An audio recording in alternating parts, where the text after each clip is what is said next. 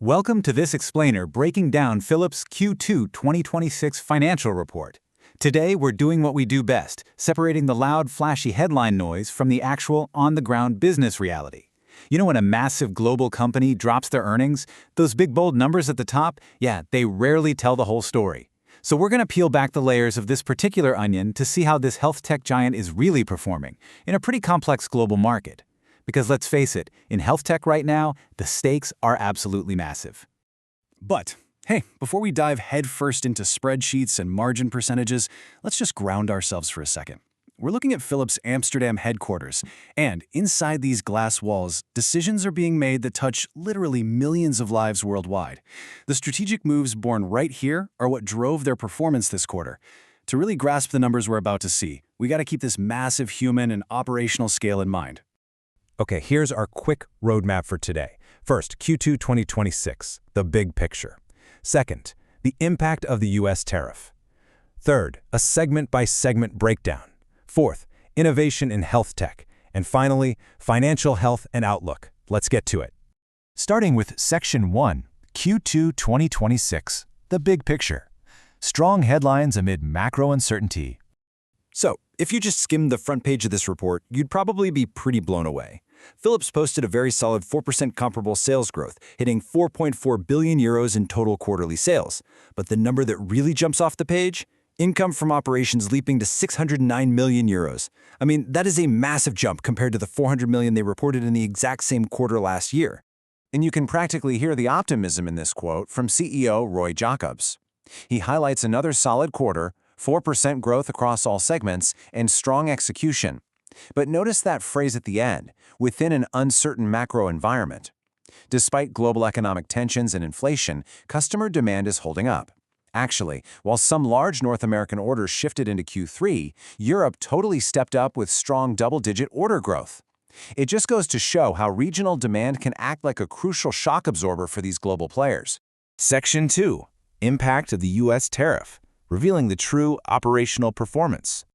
Okay, so here's the plot twist I promised. That massive jump in operating income we just marveled at, well, it was heavily boosted by a one-off event. Philips got a 186 million euro U.S. tariff refund benefit this quarter. Obviously, when you suddenly inject nearly 200 million euros of unexpected cash straight into your operating income, your profitability metrics are going to look incredible. And this perfectly captures the tension between the headline and the reality. On the left, that reported adjusted EBITDA margin looks absolutely fantastic at 16.4%. But if we strip out that U.S. tariff refund, which basically puffed up that margin by a full 4.2%, the underlying margin actually went down slightly. Why? Because underneath that one-time windfall, their core business is still in a total slugfest with cost inflation and higher ongoing tariffs, which are actively chewing into their operational profitability. This is super important to keep in mind when we're trying to gauge the company's real momentum. Section 3, segment-by-segment breakdown. The engines driving Philips' growth. So where is the growth actually coming from? Looking at the specific business units, diagnosis and treatment and connected care, both grew by a respectable 2%. But personal health, that's the undisputed winner this quarter, surging ahead with an 8% comparable sales growth. Let's look under the hood of each of these engines. Starting with diagnosis and treatment, which is a massive chunk of their revenue, over 2 billion euros, the growth was honestly a bit of a mixed bag. The main driver pulling it forward was the image-guided therapy division, which posted high single-digit growth. Awesome, right? But that impressive leap was somewhat dragged down by a low single-digit decline in precision diagnosis. So they landed at a net 2% growth, but with some real internal friction between product lines. Over in connected care, we see a similar 2% overall sales growth. The heavy lifting here was done by patient monitoring solutions, delivering strong mid-single-digit growth. But what's really fascinating here is the geographic split. While sales in mature markets were basically flat, their monitoring tech is absolutely booming in emerging markets. We're talking double-digit expansion in what Philips calls their growth geographies. This kind of international diversification, it's giving them some very real momentum right now. And then there's personal health, which frankly just knocked it out of the park. Not only did they hit that 8% sales growth, but their adjusted EBITDA margin jumped to a massive 23%. And get this, even when you exclude their share of the tariff refund we talked about, this segment still saw margin improvements. How? by driving higher sales volumes and ruthlessly enforcing productivity measures that successfully offset their own internal cost inflation. It's a textbook example of efficient scaling. Section 4. Innovation in Health Tech. Building the value drivers for tomorrow.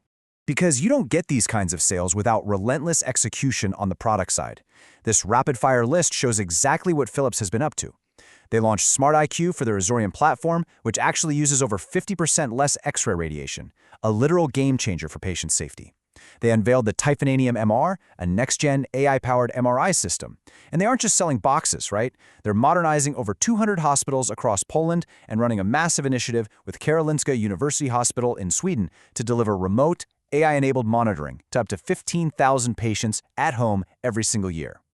Now, innovation is wildly expensive, right? So how are they funding all this? Well, through extreme calculated discipline. Philips delivered 132 million euros in pure productivity and cost savings this quarter alone.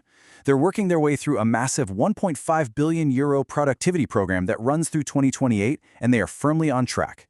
This exact discipline is what buys them the financial breathing room to invest in things like those AI-powered MRIs.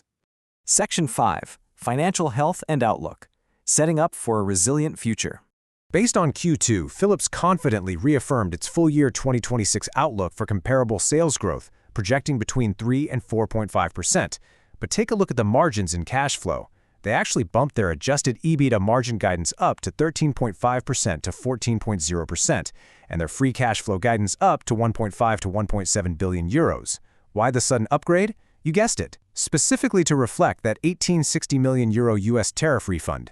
They are baking that windfall straight into their annual targets. But hold on, because there is a giant caveat we have to acknowledge here. This optimistic outlook, it's set within a very uncertain macro environment, and more importantly, it explicitly excludes the ongoing U.S. Department of Justice investigation and state proceedings regarding Philips Respironics. This legal overhang is still a very serious variable for their financial future, and it's a massive liability that they have intentionally walled off from these specific projections. Which leaves us with this final thought. We've seen the flashy headline numbers, we've stripped away the tariff refunds to find the underlying margin pressure, and we've seen their aggressive product roadmap. So, as they execute this massive 1.5 billion euro productivity plan, can Philips maintain their fundamental business momentum against ongoing global inflation, higher tariffs, and supply chain headwinds? I mean, the math says they're managing it right now, but this environment is still a bit of a minefield. Thanks for joining this explainer, keep peeling the onion, and we'll see you next time.